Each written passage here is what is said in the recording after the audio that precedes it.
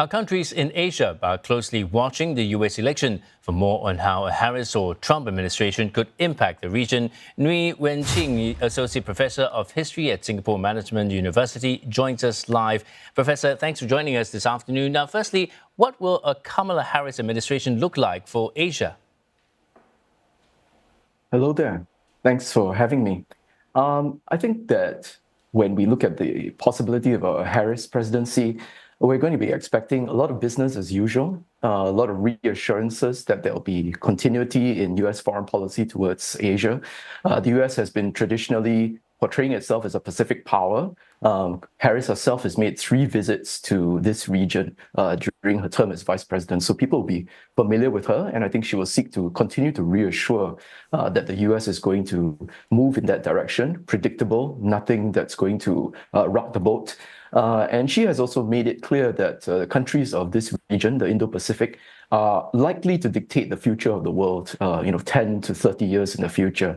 And as it is already, US foreign direct investment in a place like Southeast Asia already amounts to more than what the US puts into China, Japan, South Korea, and India combined. So definitely, I think from Harris, a lot more push towards continuity and reassurance. Now, looking at the U.S. relations with Asia, how will it evolve, you think, with Ms. Harris in the White House? I think that she will try to allow people to feel that Biden's policy is continuing, but I think that she will want to put her own mark on it. I think that she will try to emphasize that she comes from a background that is aware of Asia's possibilities, aware of Asia's potential. I think she'll speak to being the first possible president of South Asian descent, and that she will understand what are the aspirations and the emerging hopes of the region. And the US will want to meet the region halfway, more than halfway, in fact, to counter any possible insecurities when it comes to other emerging threats within the region. Now, should it be a Harris administration or a Trump administration, how important is the Indo-Pacific strategy? How important will it remain to the next administration?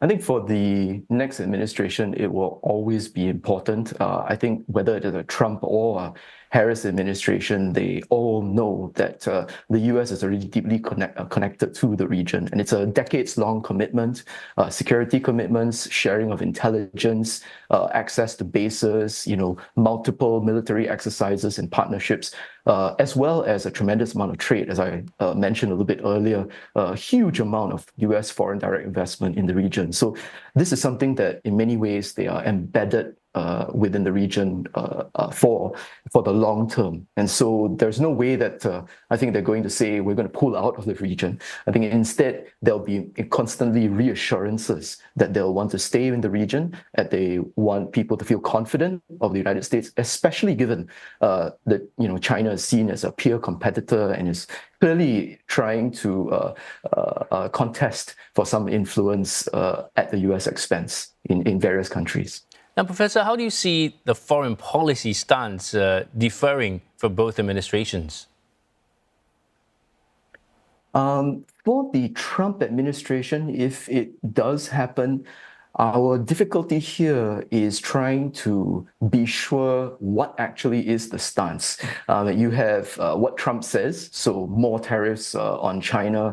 Taiwan should pay for its own defense, when in fact Taiwan is already paying for a tremendous amount of its defense by purchasing a lot of US military equipment. That's what Trump says. And then versus those that portray themselves as his allies, who suggest that there will be nothing to rock the boat and things will be more or less like what Biden has been doing for the past couple of years. And then there are ultra loyalists who fully expect to be part of the Trump administration. And, for them, there's this possibility that they would like to gut the foreign policy establishment. This is part of some of the discussion. So for the Trump administration, we've obviously got a situation of unpredictability because there are multiple voices signaling what their intentions are. With the Harris administration, if it comes to pass, that's a little bit more predictable. Those things are already on the table. Like I said, Harris has visited the region several times. And so she's a known entity, and I think there'll be much more of a doubling down of that future within the region for the US as a traditional Pacific power. Now, from the Asian perspective, how concerned should Asia be for either of the administration in the next 4 years? I think that Asia would be interested to find out if, the next president is actually in control of their policy. As I mentioned a little bit earlier, I think the concern or anxiety if there is a potential Trump administration is who is speaking for the administration right now, and what do people have to do to prepare for the possibility of Trump entering the White House. So that's one thing that people should be concerned about. The other with Harris, if she becomes president, I think people will be asking themselves, will the US commitment to the region deepen, or will the promises that she makes for reassuring the region that the US wants to stay, will they actually dilute over time because domestic concerns, domestic challenges to the Democratic administration, will these become so large that Harris becomes an embattled president and have to deal with a lot more that's happening at home than foreign policy concerns?